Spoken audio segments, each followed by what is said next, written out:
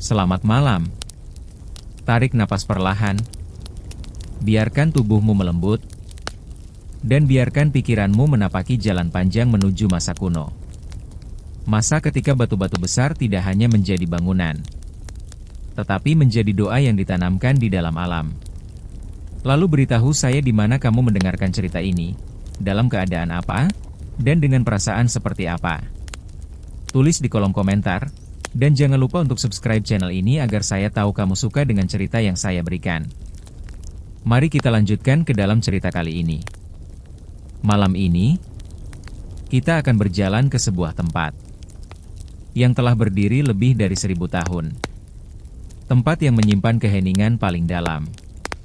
Seolah setiap batunya pernah mendengar bisikan angin dari segala arah dunia. Tempat itu bernama Candi Borobudur. Namun malam ini, kita tidak membahas Borobudur sebagai tempat wisata. Kita tidak membahasnya dengan suara ramai, atau dengan langkah tergesa. Kita akan membahasnya seperti seorang pengelana tua, yang tiba di kaki candi saat subuh. Saat dunia masih separuh tidur. Saat kabut menggantung pelan di udara. Dan saat setiap napas terasa menyatu dengan tanah yang lembab. Bayangkan kabut pagi yang bergulung perlahan di antara perbukitan Kedu. Kabut itu turun seperti selimut lembut yang menutupi pepohonan, persawahan, dan sungai-sungai kecil yang mengalir di kejauhan. Di tengah kabut itu, perlahan, sangat perlahan, puncak Borobudur mulai muncul. Seperti gunung kecil yang terbuat dari batu hitam. Diam, tenang, dan penuh rahasia. Di sekitar kaki candi, pepohonan kelapa dan pohon jati berdiri memandang, seperti penjaga yang sabar. Ketika angin lewat, daun-daun tertiup pelan, membuat suara yang terdengar seperti bisikan kuno yang berasal dari jauh. Lama sebelum Borobudur berdiri, tanah Kedu adalah lembah subur. Tanah hitamnya kaya dan selalu dipenuhi suara air, suara burung, dan suara angin yang bergerak dari gunung ke gunung. Gunung Merapi di timur, Gunung Sumbing di barat, Gunung Merbabu, Sindoro, dan bukit-bukit kecil yang mengelilinginya, seperti dinding alam. Tanah itu adalah rumah bagi banyak desa, banyak keluarga, banyak gunung kecil yang dianggap suci. Alam adalah guru, dan segala sesuatu dianggap memiliki jiwa. Hingga suatu masa, kerajaan besar bangkit di Jawa Tengah. Kerajaan itu hidup di bawah bendera Wangsa Shailendra, sebuah dinasti yang memadukan kekuasaan, spiritualitas, dan hubungan dengan alam. Pada masa itulah, sebuah gagasan sederhana lahir di hati para pemimpin.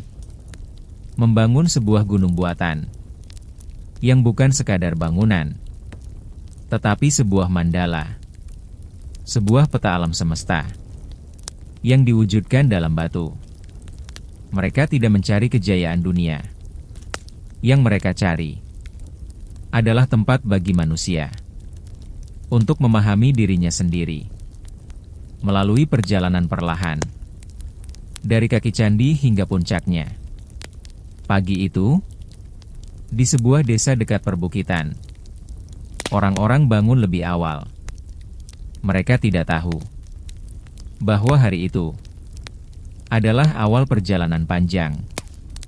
Beberapa lelaki membawa tali, beberapa membawa perkakas, beberapa memeriksa jalur ke arah bukit yang akan dijadikan lokasi.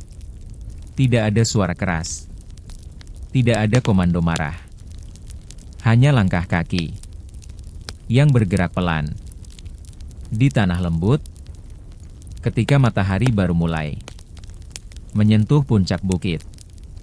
Para pekerja melihat lembah yang tertutup kabut, dan di tengah kabut itu, mereka melihat bayangan samar yang kelak menjadi Borobudur.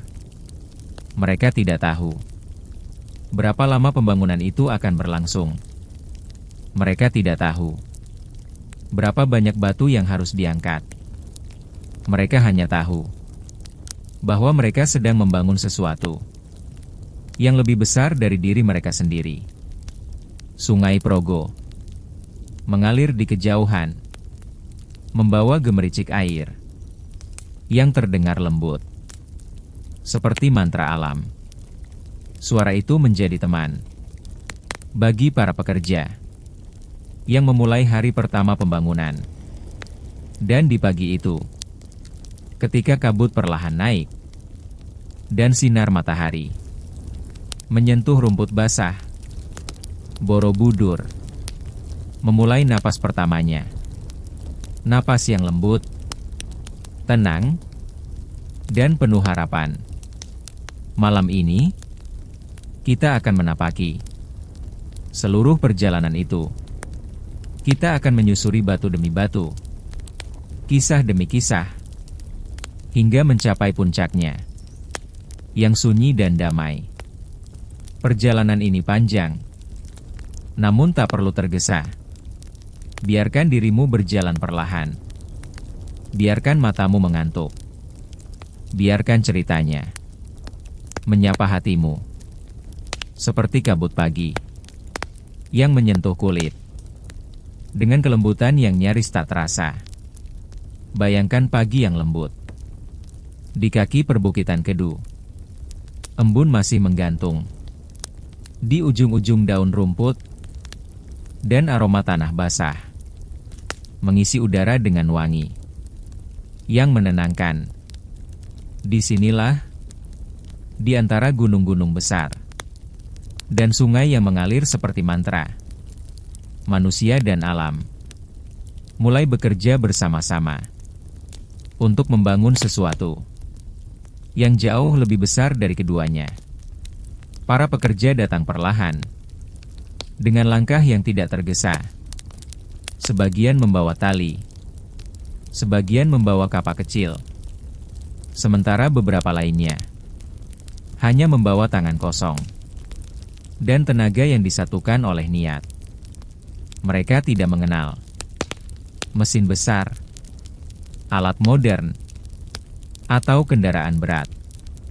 Yang mereka miliki hanyalah kekuatan tubuh, kerjasama, dan keyakinan bahwa apa yang mereka bangun akan menjadi doa abadi yang diwujudkan dalam batu.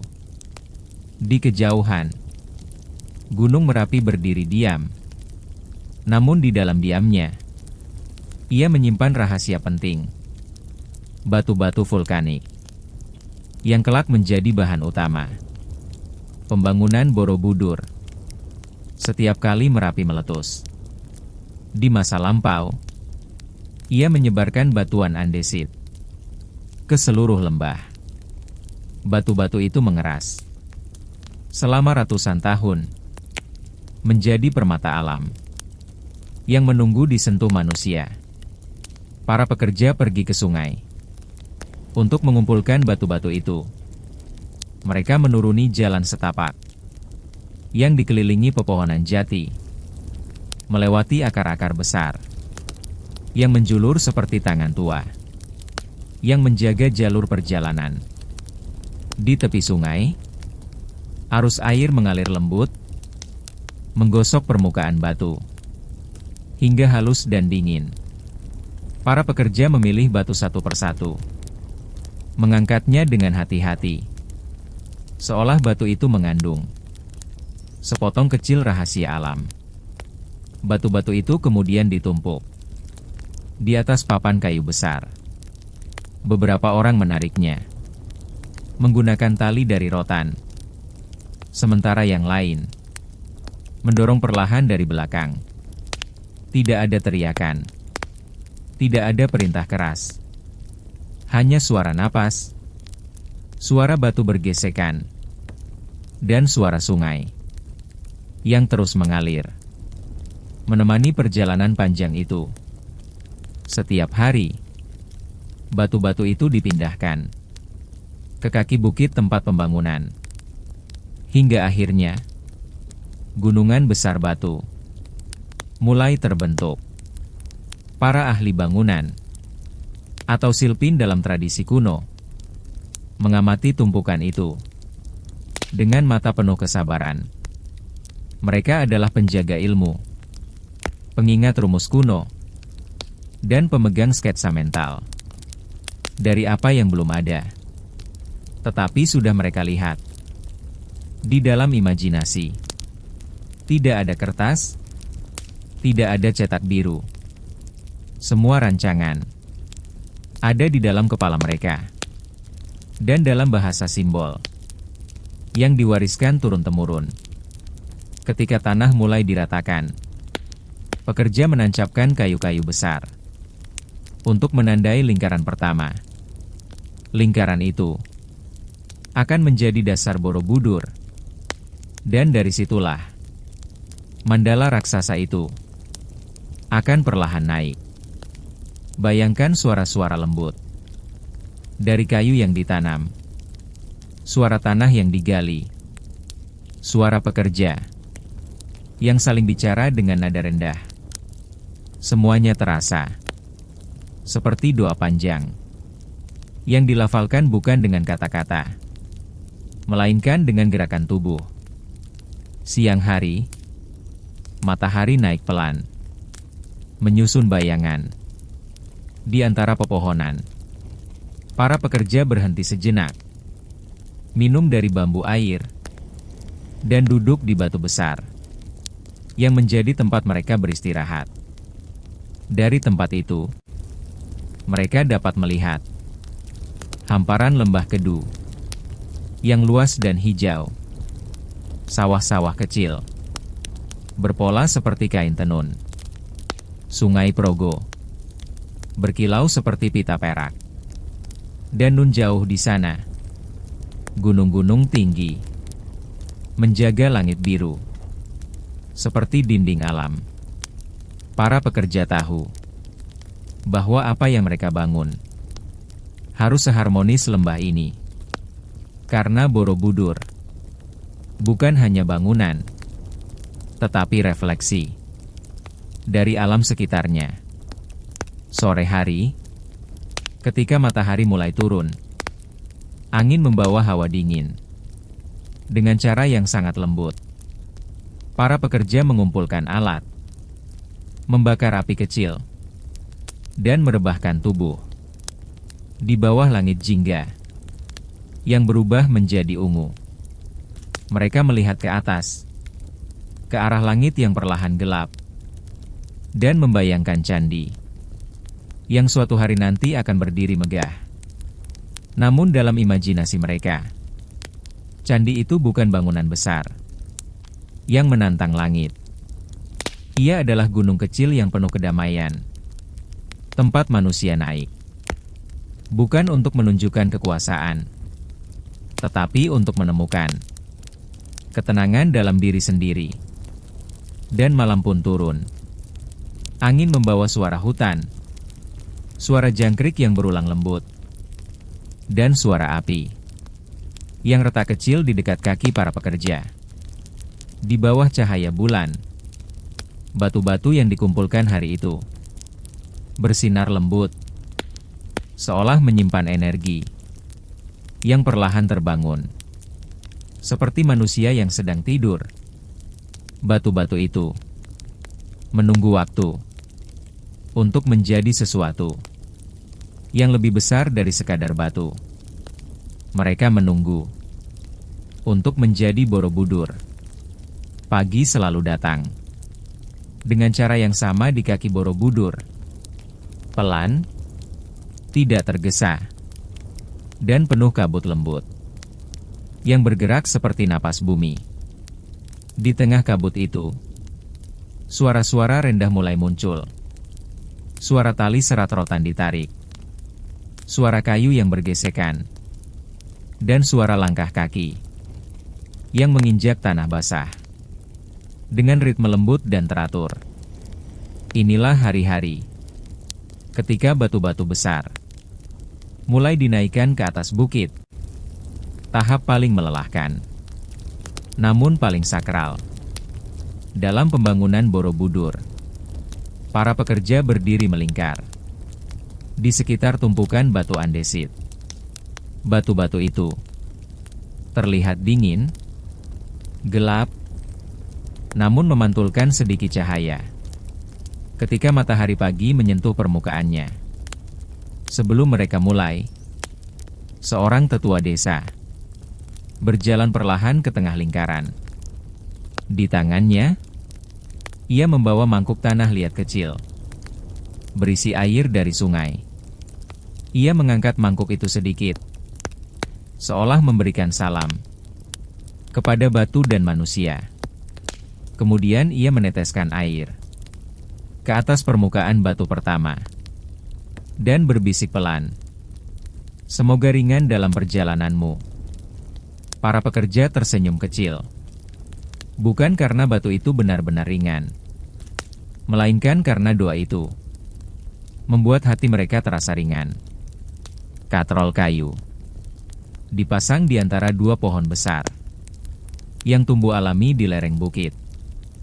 Pohon-pohon itu menjadi bagian dari proses, seperti sepasang penjaga tua yang meminjamkan kekuatannya untuk membangun sesuatu yang lebih besar dari diri mereka.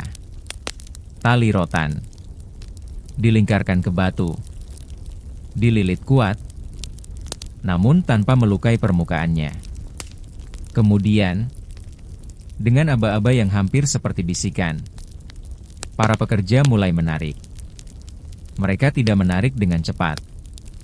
Mereka menarik dengan ritme panjang, lambat, stabil, seperti cara seseorang menarik napas dalam meditasi. Tarikan pertama membuat batu bergerak sedikit, hanya beberapa jengkal.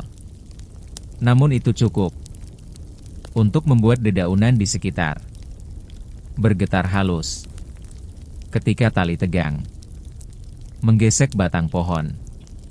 Tarikan kedua membuat batu bergeser lebih jauh, meninggalkan garis tipis di atas tanah lembab. Tarikan ketiga membuat sebagian pekerja menghembuskan napas bersamaan, bukan karena lelah, tetapi karena mereka merasakan bahwa batu itu benar-benar mulai naik menuju takdirnya. Di kejauhan, suara burung-burung pagi mengisi udara. Suara itu menyatu dengan ritme kerja manusia, membentuk harmoni kecil yang terdengar lembut dan natural. Hari demi hari, batu dinaikkan, sedikit demi sedikit. Tidak ada perlombaan waktu, tidak ada target ketat. Semua bergerak dalam ritme yang sama, dengan alam di sekitarnya. Beberapa pekerja mendorong batang kayu panjang di bawah batu untuk memudahkan pergerakan. Setiap dorongan diikuti oleh suara tanah yang dan batu kecil yang berjatuhan pelan. Di sisi lain, beberapa pekerja memegang tali dan memastikan agar batu tidak tergelincir kembali ke bawah. Tugas mereka sangat penting, namun dilakukan dengan ketenangan yang hampir seperti meditasi. Ketika siang tiba, matahari memancarkan cahaya lembut yang jatuh di atas batu, di atas kulit para pekerja, dan di antara dedaunan yang bergerak pelan. Para pekerja beristirahat Di bawah naungan pohon besar, mereka duduk melingkar. Di atas tanah yang dingin, beberapa memakan nasi, dibungkus daun pisang. Beberapa minum dari bambu air. Tidak ada percakapan keras. Hanya senyum sederhana. Dan suara angin yang mengelilingi mereka. Seperti teman lama. Di tengah istirahat itu, seorang lelaki tua mengamati batu yang baru naik. Dengan tatapan hangat. "Kau lihat itu?" Katanya pelan kepada anak muda di sampingnya. "Itu hanya satu batu. Tetapi ketika semua batu bertemu, candi itu akan bernapas." Anak muda itu mengangguk. Dengan mata setengah mengantuk. Terpesona oleh imajinasi yang belum sepenuhnya ia pahami. Sore hari, kerja kembali dilanjutkan. Batu demi batu. Mengikuti jalur kayu gelondongan yang disusun sebagai rel sederhana. Setiap batu bergerak dengan ritme yang sama. Pelan, teratur, dan penuh ketenangan. Tak ada satupun batu yang terburu-buru. Semua memiliki waktunya sendiri. Dan ketika senja turun, cahaya oranye menyentuh rangka awal Borobudur, yang baru tampak sebagai lingkaran besar. Bayangannya memanjang di atas tanah, seolah candi itu sudah berdiri dalam mimpi. Meski baru dimulai. Di dunia nyata, para pekerja berjalan pulang dengan langkah santai. Beberapa membawa sisa tali, beberapa membawa perkakas, namun sebagian besar hanya membawa rasa lega dan keheningan yang tertinggal di dalam dada mereka. Malam itu, di bawah langit gelap yang dihiasi bintang tipis, batu-batu yang telah dinaikkan beristirahat di tempatnya. Diam, tenang, dan terasa seperti sedang mendengarkan dunia. Dan di dalam keheningan itu, Borobudur bertumbuh sedikit lagi. Pagi berikutnya datang dengan cahaya yang lembut, jatuh seperti sutra tipis di atas permukaan batu-batu besar yang mulai tersusun di dasar Borobudur. Di antara tumpukan batu itu, para seniman yang disebut pandai dalam bahasa lama berkumpul dalam lingkaran kecil. Mereka tidak membawa kuas, tidak membawa kertas, hanya membawa pahat dan ingatan cerita-cerita kuno yang telah mereka hafal sejak kecil. Mereka duduk di atas tikar rotan, sementara kabut pagi perlahan naik dari lembah, menyapa mereka dengan sentuhan dingin yang membuat napas tampak seperti uap putih. Para pandai itu adalah penjaga kisah, penjaga simbol, penjaga ajaran moral yang kelak diukir ke dalam batu-batu Borobudur. Mereka bekerja bukan hanya dengan tangan, tetapi dengan hati yang penuh ketenangan. Sebelum pahat pertama menyentuh batu, seorang pemimpin seniman, lelaki tua dengan rambut ikal yang diikat ke belakang, mengambil satu batu pipih. Ia mengusap permukaannya memakai telapak tangan, seolah merasakan denyut halus yang hanya bisa dipahami oleh orang-orang yang hidup dalam kesunyian seni. Setiap batu, katanya lembut, adalah lembaran cerita yang belum ditulis. Tugas kita adalah membuatnya bernapas. Para seniman mengangguk pelan. Tidak ada tepuk tangan. Tidak ada sorakan. Hanya keheningan yang ikut mengangguk bersama mereka. Setiap seniman memilih satu panel batu dan duduk di depannya. Seperti seorang guru yang siap mengajar murid kecil. Dengan pahat kecil, mereka membuat goresan pertama. Goresan itu tipis, hampir tidak terlihat. Namun suara benturan logam ke batu tertangkap lembut di udara, bergerak bersama angin pagi, dan hilang di antara pepohonan. Tuk, tuk, tuk. Ritme itu terus berulang. Pelan, halus, hampir seperti suara detak jantung. Dari batu itu sendiri, relief pertama yang mereka ukir adalah kisah kehidupan sehari-hari. Seorang ibu membawa kendi, seorang pedagang menimbang padi, seorang anak duduk di pangkuan ayahnya, seekor burung bertengger di dahan pohon. Tidak ada adegan dramatis, tidak ada pahlawan, hanya kehidupan yang sederhana dan damai. Karena para seniman percaya, seni tidak harus keras untuk menjadi abadi. Ketenangan pun bisa menjadi cerita. Panel berikutnya mengisahkan perjalanan moral, ajaran tentang karma, tentang perbuatan baik yang kembali baik, tentang langkah buruk yang membawa jalan berliku. Para seniman tidak tergesa. Jika satu garis perlu sehari, mereka akan tetap mengerjakannya. Sehari penuh. Tidak ada waktu yang terbuang. Ketika sesuatu dibuat dengan sepenuh hati, batu-batu itu mulai berbicara perlahan. Gambar-gambar kecil muncul, satu demi satu, membentuk perjalanan panjang yang kelak akan dibaca oleh ribuan mata selama berabad-abad.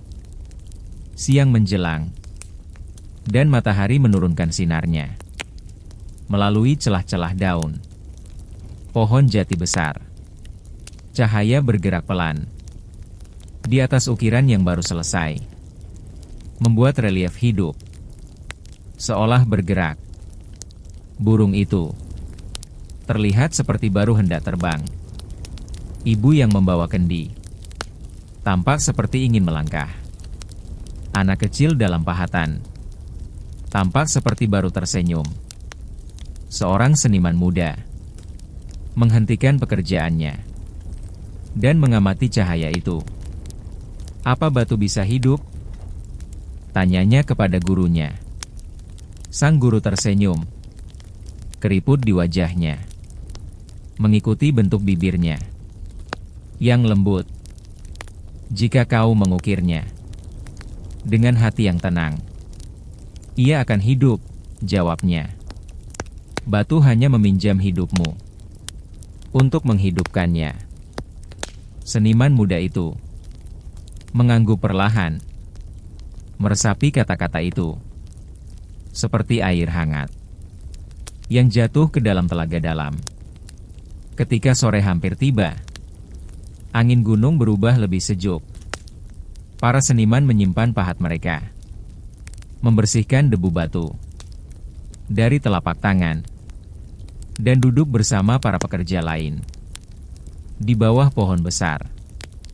Mereka minum air bambu, bersandar pada batang pohon, dan mendengarkan cerita kecil yang disampaikan dengan suara rendah. Tidak ada yang membicarakan seberapa banyak panel yang sudah selesai. Tidak ada yang mengeluh tentang lamanya waktu yang diperlukan untuk membuat satu relief.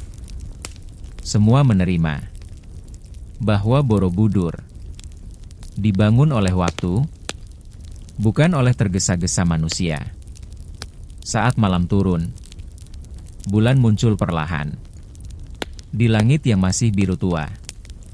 Di bawah cahayanya, relief-relief yang sudah selesai memantulkan kilau lembut, seolah batu-batu itu baru saja dibasuh cahaya perak. Para seniman berjalan pulang melalui jalan setapak yang ditutupi dedaunan kering. Setiap langkah mereka membuat suara lirih. Krek, krek, krek. Suara itu bersahut-sahutan dengan suara malam, suara jangkrik, suara angin, suara hutan yang tampak seperti bernyanyi pelan. Dan malam itu, relief Borobudur tidur untuk pertama kalinya. Tidur dengan cerita yang belum selesai, namun sudah mulai bernapas. Di tengah kesunyian itu, Borobudur tumbuh sedikit lagi, bukan ke arah langit, tetapi ke dalam hati orang-orang yang membangunnya. Hari demi hari, bulan demi bulan, batu-batu Borobudur terus bertambah. Perlahan namun pasti, seperti langkah seseorang yang sedang berjalan sambil merenung.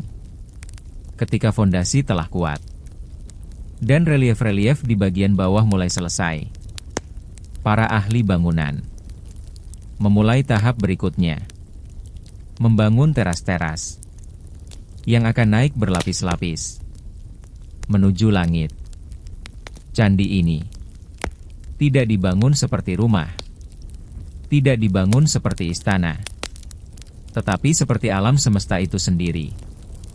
Ia dirancang sebagai sebuah mandala raksasa, simbol jagat raya, perjalanan manusia, dan puncak pencerahan.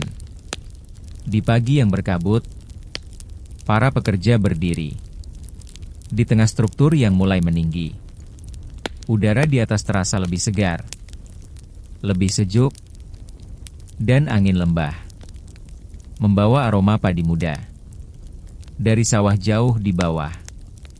Dari ketinggian itu, para pekerja bisa melihat hamparan tanah kedu yang terlihat seperti lukisan hidup. Terasa seolah mereka bukan hanya membangun candi, tetapi membangun penghubung antara bumi dan langit. Untuk membuat teras, mereka menata batu-batu besar dengan kehati-hatian yang luar biasa. Setiap batu dipotong dengan tingkat presisi yang hampir seperti pekerjaan perhiasan. Meski ukurannya puluhan kilogram, batu-batu itu disusun, melingkar dan berundak, membentuk lorong-lorong panjang yang mengelilingi candi dalam bentuk spiral. Lorong itu adalah perjalanan tubuh, perjalanan pikiran, dan perjalanan jiwa. Setiap kali sebuah teras selesai, para pekerja berdiri sejenak, mengamati hasilnya dari ujung ke ujung. Mereka tidak membicarakan ketinggian atau ukuran. Mereka hanya merasakan keseimbangan yang tercipta. Seorang pekerja muda pernah bertanya kepada Silpin tua, "Mengapa kita membangun candi dengan berbentuk naik melingkar?" Sang Silpin tersenyum lembut, mengusap rekat batu yang masih basah di jarinya. "Karena hidup tidak naik lurus," katanya. "Hidup naik berputar, mengajari kita untuk melihat dari segala arah." Anak muda itu mengangguk pelan, meski mungkin belum sepenuhnya mengerti. Namun kata-kata itu mengendap di dalam hatinya, seperti butir air yang meresap perlahan ke dalam tanah yang subur. Teras pertama adalah dunia keinginan, Kamadhatu, tempat manusia sering terikat oleh nafsu dan keinginan. Disinilah relief-relief awal menceritakan tentang karma, tentang sebab dan akibat, tentang manusia yang berjalan Di jalur yang penuh keraguan, ketika teras berikutnya dibangun, para seniman menciptakan relief yang lebih halus, lebih dalam, lebih spiritual. Ini adalah rupa dhatu, dunia bentuk, di mana manusia mulai melihat kehidupan dengan kebijaksanaan. Lorong-lorong di bagian ini dipenuhi ukiran yang menggambarkan ajaran Buddha, perjalanan Siddhartha, dan nasihat moral yang halus namun kuat. Para pekerja, meski tidak semua memahami penuh makna spiritualnya, tetap merasakan bahwa mereka sedang membangun sesuatu yang sangat suci. Setiap kali sebuah teras selesai, angin seolah berubah sedikit, lebih lembut, lebih luas, lebih tinggi. Ketika mereka mulai membangun teras yang lebih atas, kabut pagi sering turun, lebih tebal dari biasanya. Kabut itu mengusap wajah para pekerja dengan kelembutan yang membuat mereka merasa seperti sedang bekerja di negeri antara manusia dan dewa. Di atas permukaan kabut itu hanya suara palu kayu dan pahat batu yang terdengar. Tuk, tuk, tuk. Suara yang telah menjadi musik harian Borobudur. Ketika teras ketujuh selesai, para pekerja menyadari bahwa mereka sudah berada di ketinggian yang membuat angin terasa lebih bersih, lebih dingin, dan lebih terbuka. Di titik itu, langit tampak lebih dekat. Awan seolah bergerak di atas kepala mereka dengan langkah pelan.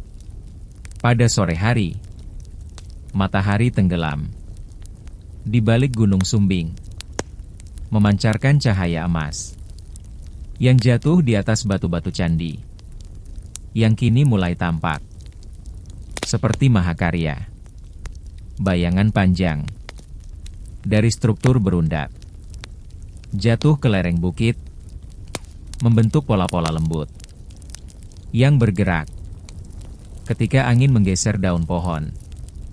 Semua terasa seperti dunia yang sedang bernapas dengan sangat tenang. Dan akhirnya, para ahli bangunan tahu bahwa langkah berikutnya adalah puncak dunia tanpa bentuk, arupa dhatu. Bukan lagi relief, bukan lagi kisah. Di dunia ini, hanya ada kesunyian. Bagian itu akan menjadi tempat stupa-stupa, tempat di mana batu berubah menjadi simbol keheningan. Namun itu akan menjadi tahap selanjutnya. Untuk malam ini, cukuplah kita berdiri di teras ketujuh Borobudur, merasakan angin lembut menyentuh kulit, mendengarkan suara hutan yang memanggil pelan, dan membiarkan diri kita mengantuk perlahan, seperti cahaya sore yang meredup di balik gunung. Di ketinggian itu, Borobudur telah tumbuh sedikit lebih dekat kepada langit, dan manusia telah sedikit lebih dekat kepada dirinya sendiri. Ketika teras-teras Borobudur telah menjulang seperti undakan gunung, para pekerja dan para ahli bangunan mengerti bahwa mereka hampir mencapai bagian paling suci dari seluruh struktur ini. Bagian itu adalah puncak, tempat di mana bentuk mulai hilang, di mana kata-kata tidak lagi diperlukan, dan di mana manusia hanya berdiri di bawah langit, tanpa membawa apapun, kecuali dirinya sendiri. Di puncak inilah akan berdiri puluhan stupa kecil, dan satu stupa utama, yang menjadi mahkota Borobudur. Pada suatu pagi yang sangat tenang, kabut menggantung tebal di antara pepohonan. Begitu tebal, hingga para pekerja hanya bisa melihat sejauh beberapa langkah ke depan. Namun di balik kabut itu, suara langkah kaki tetap bergerak perlahan, membawa batu-batu yang sudah dipilih. Dengan sangat hati-hati, batu-batu itu tidak dipotong rata seperti yang lain. Mereka dibentuk melengkung, karena stupa bukan bangunan dengan sudut, tetapi bangunan yang mengikuti bentuk alam. Bulat seperti bulan, seimbang seperti tetesan embun, dan lembut seperti lengkungan langit. Para pekerja menyentuh batu itu dengan telapak tangan terlebih dahulu, merasakan permukaannya yang masih dingin karena sisa embun malam. Stupa adalah keheningan, kata seorang silpin tua pada murid-murid mudanya. Bentuknya bulat karena keheningan tidak punya awal dan akhir. Murid-murid itu mengangguk perlahan, membiarkan kata-kata itu turun ke dalam hati mereka, seperti hujan halus yang meresap perlahan ke tanah. Ketika batu pertama diletakkan, kabut mulai bergeser sedikit. Cahaya matahari menembus dari sela awan tipis di atas. Cahaya itu jatuh di atas permukaan batu yang baru disusun, membuatnya berkilau dengan warna perak lembut. Para pekerja berhenti sejenak, memandang cahaya itu. Beberapa tersenyum kecil, beberapa menarik napas panjang, beberapa hanya berdiri diam dan membiarkan momen itu menyelimuti mereka. Karena bagi mereka, puncak Borobudur bukanlah puncak bangunan. Ini adalah puncak perjalanan. Hari demi hari, stupa-stupa kecil mulai tersusun rapi, mengelilingi puncak candi. Setiap stupa memiliki lubang-lubang kecil, berbentuk wajik atau belah ketupat. Dari kejauhan, stupa-stupa itu tampak seperti lentera batu. Namun jika dilihat dari dekat, lubang-lubang itu terlihat seperti pola napas, teratur, simetris, dan penuh ketenangan. Di dalam setiap stupa itu akan ditempatkan arca Buddha yang duduk dalam keheningan sempurna. Para pemahat membentuk arca-arca itu dengan rasa hormat yang tinggi. Setiap wajah dibuat dengan ekspresi lembut, mata setengah tertutup, mulut sedikit tersenyum, dan tangan membentuk mudra yang menggambarkan ketenangan batin. Ketika arca itu dimasukkan ke dalam stupa, suara batu bergesekan dengan batu terdengar pelan. Sebuah suara yang hampir seperti bisikan. Sambil bekerja, para ahli bangunan memandang ke sekeliling. Langit biru pucat, awan tipis yang bergerak perlahan, dan lembah yang terbentang jauh di bawah mereka. Dari ketinggian itu, rumah-rumah terlihat kecil, sawah terlihat seperti pola kain, dan sungai Progo terlihat seperti garis perak yang memanjang di antara pepohonan. Semua tampak begitu tenang, seolah dunia sedang tidur siang panjang. Dan di atas semua itu, Borobudur tumbuh sedikit demi sedikit, menjadi semacam jembatan antara bumi dan langit. Ketika stupa utama mulai dibangun, para Silpin bekerja dengan ketelitian yang luar biasa. Mereka menata batu melingkar, lapis demi lapis, mengikatnya hanya dengan gaya gravitasi dan presisi pemotongan. Tidak ada semen, tidak ada lem, hanya batu yang saling memeluk. Dengan kesempurnaan, stupa utama itu bukan hanya simbol puncak. Ia adalah ruang keheningan total. Tidak ada relief, tidak ada ukiran, tidak ada cerita.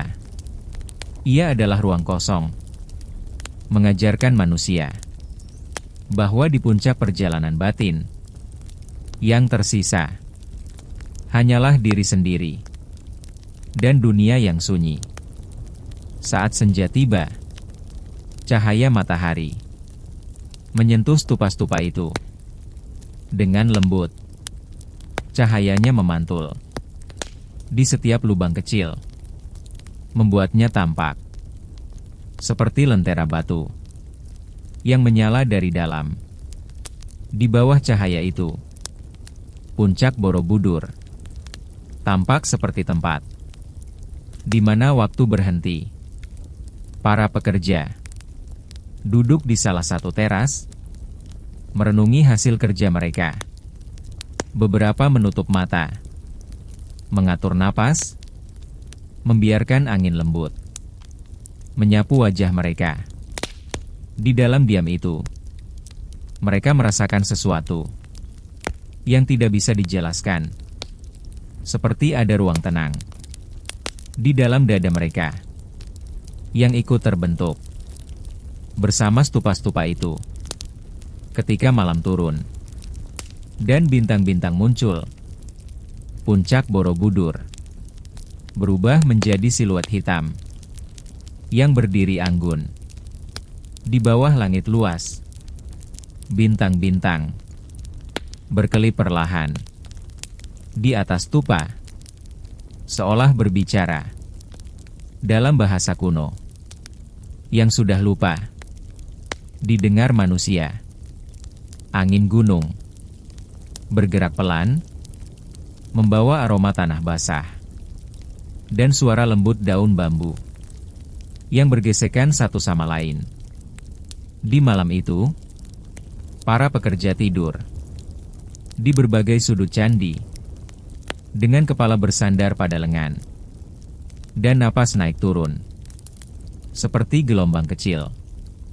Stupa-stupa menjaga mereka diam-diam, menjaga dengan keheningan sempurna. Dan di dalam keheningan itu, Borobudur tumbuh lagi. Kali ini bukan ke atas, tetapi ke dalam jiwa orang-orang yang membangunnya.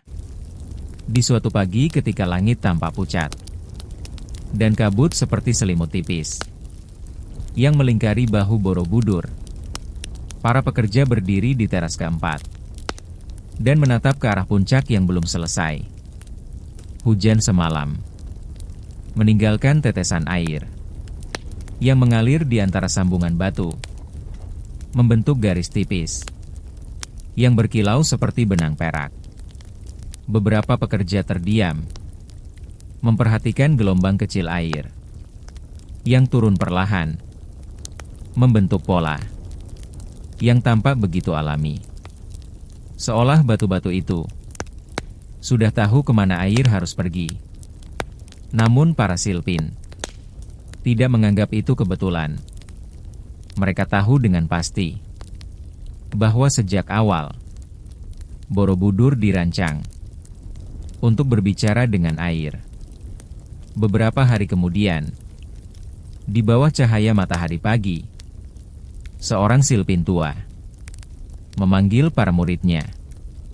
Ia berdiri di depan lorong yang baru selesai, menunjuk ke arah celah kecil yang nyaris tak terlihat di antara batu-batu besar.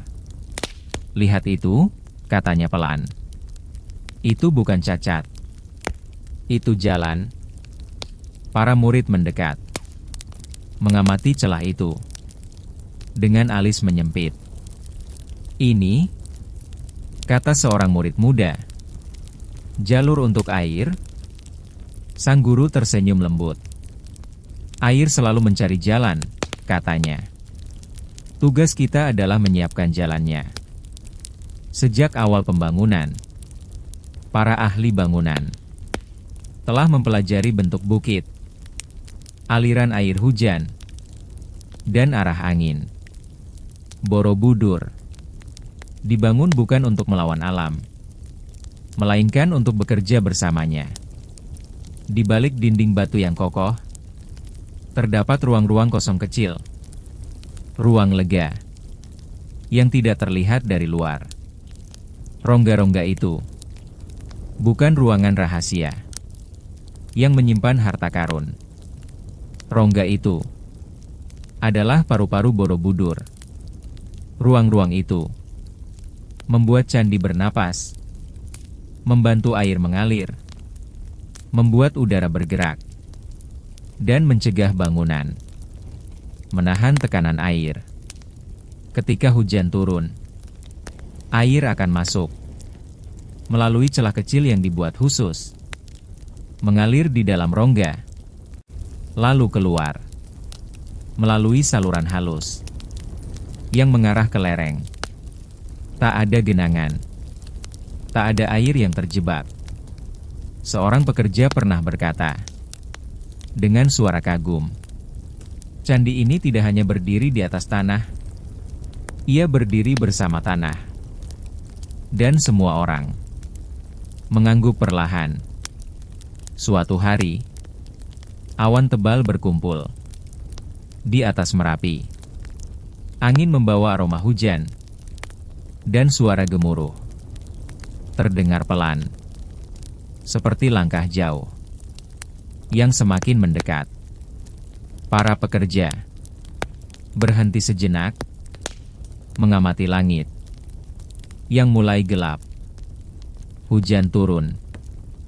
Beberapa menit kemudian, lembut pada awalnya, seperti jari-jari tipis yang menyentuh daun, lalu perlahan menjadi deras, hingga suara hujan menutupi seluruh hutan.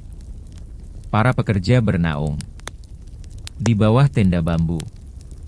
Mereka melihat bagaimana air hujan mengalir di sepanjang jalur candi. Di tepi teras, air jatuh dalam garis tipis, bersih dan teratur, bukan berantakan. Lihat, kata seorang silpin muda yang matanya berbinar. Air mengikuti jalan yang kita buat. Sang guru tua mengangguk.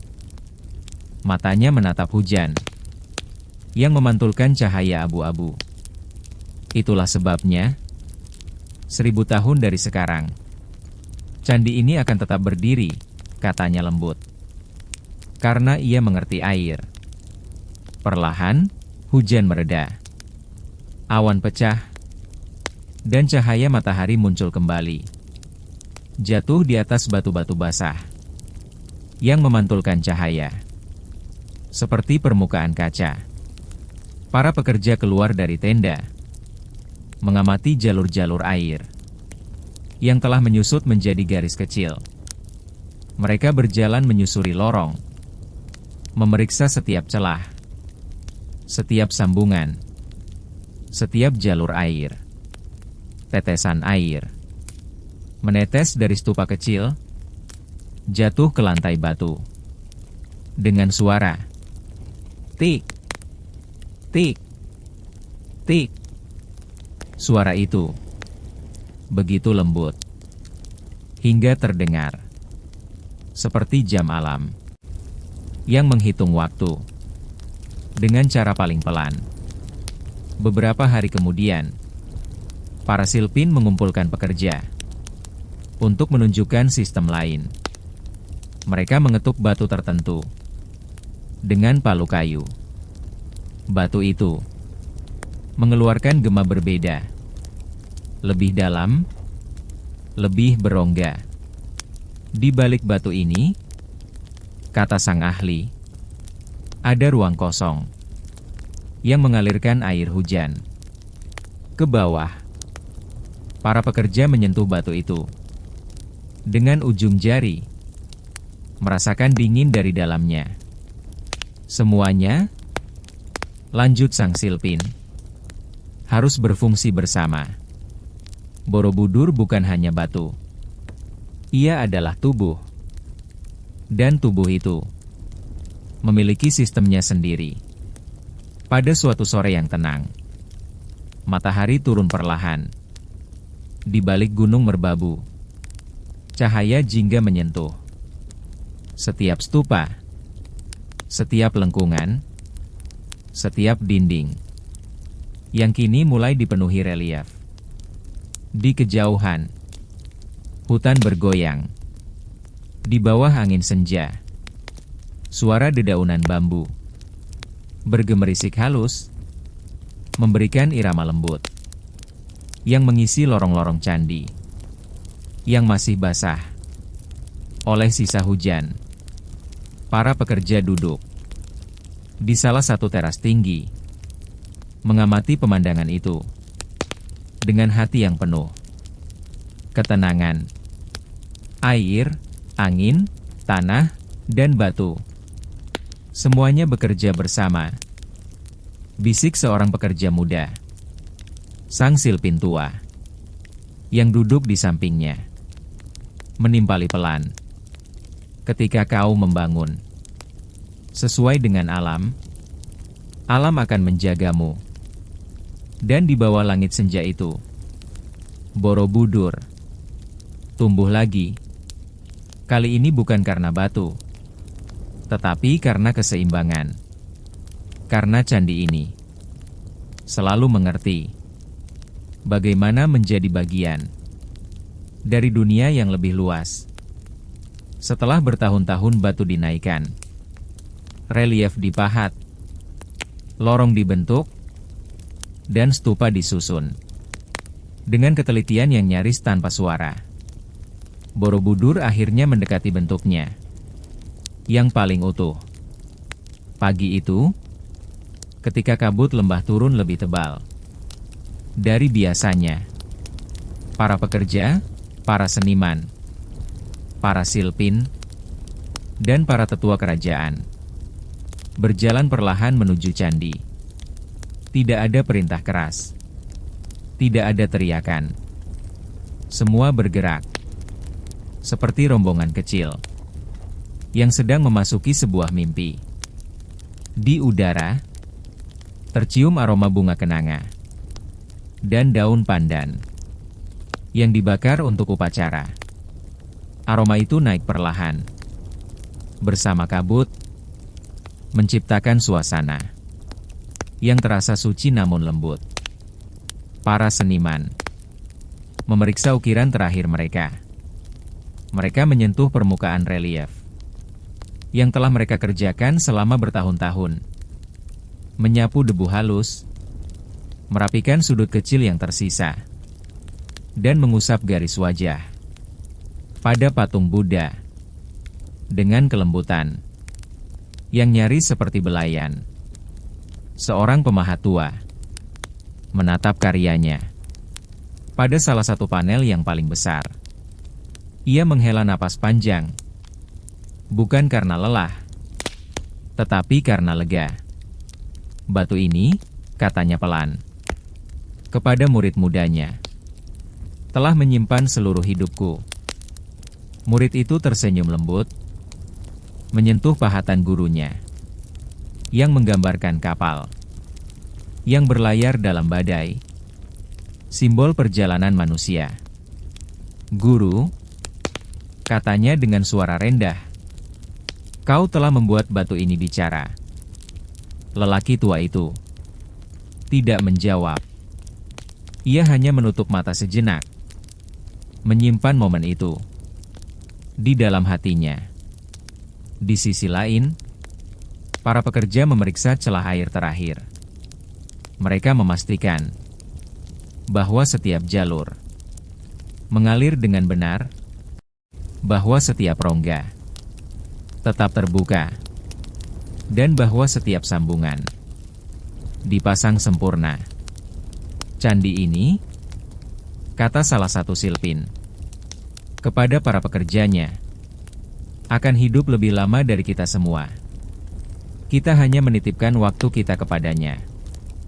Para pekerja mengangguk, merasa kecil, namun sekaligus menjadi bagian dari sesuatu yang besar. Ketika matahari naik lebih tinggi, para tetua kerajaan tiba di kaki Borobudur.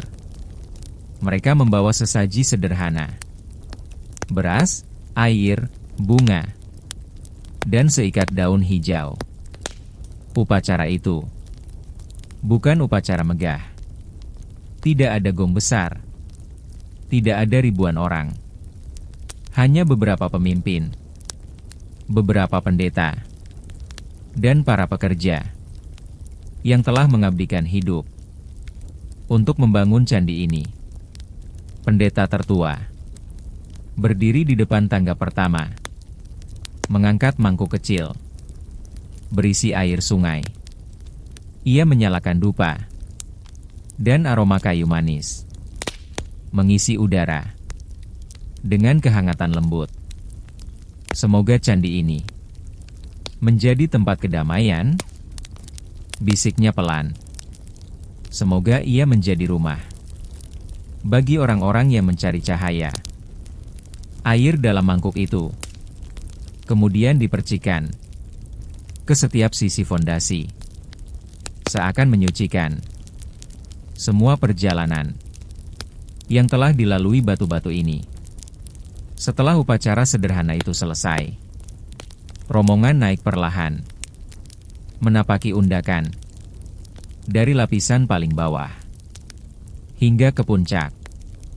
Lorong-lorong yang dulu sepi kini diisi langkah kaki yang berjalan dengan ritme teratur, seperti napas panjang yang dihembuskan oleh bumi. Para pekerja menyentuh relief-relief itu sepanjang jalan. Beberapa menelusuri ukiran dengan ujung jari, mengingat hari ketika mereka memahatnya. Suara langkah menggema lembut di lorong batu, menciptakan gema kecil yang terdengar seperti nyanyian kuno. Ketika mereka tiba di teras paling atas, kabut mulai terbelah. Cahaya matahari jatuh di atas stupa-stupa yang berbaris seperti lentera batu. Stupa utama berdiri tepat di tengah, diam, tenang, dan megah. Tanpa suara, pendeta tertua melangkah maju, meletakkan bunga di depan stupa utama, dan menundukkan kepala. Tidak ada doa panjang, tidak ada mantra keras, hanya diam. Karena diam adalah bahasa paling suci. Dalam diam itu, angin mengusap puncak candi dengan lembut, membawa suara seperti bisikan. Selesai, seorang pekerja muda mengusap sudut matanya, bukan karena sedih, tetapi karena campuran kebanggaan dan ketenangan. Selesai, gumamnya pelan. Seorang pemahat tua di sampingnya tersenyum kecil. Tidak, katanya lembut. Ini bukan selesai. Ini baru lahir. Dan kata itu, lahir, bergema lembut dalam hati semua orang yang ada di sana. Matahari naik lebih tinggi. Kabut perlahan menghilang. Dan Borobudur tampak sepenuhnya untuk pertama kali. Bentuknya seperti gunung kecil yang sempurna, dengan lingkaran-lingkaran lembut yang naik perlahan menuju langit. Para pekerja duduk diam di teras atas, menatap bentangan lembah yang kini tampak jelas, sawah hijau, rumah-rumah kecil, dan sungai Progo yang mengalir tenang, seperti garis perak panjang. Tidak ada suara lain selain angin. Tidak ada kata-kata yang perlu diucapkan.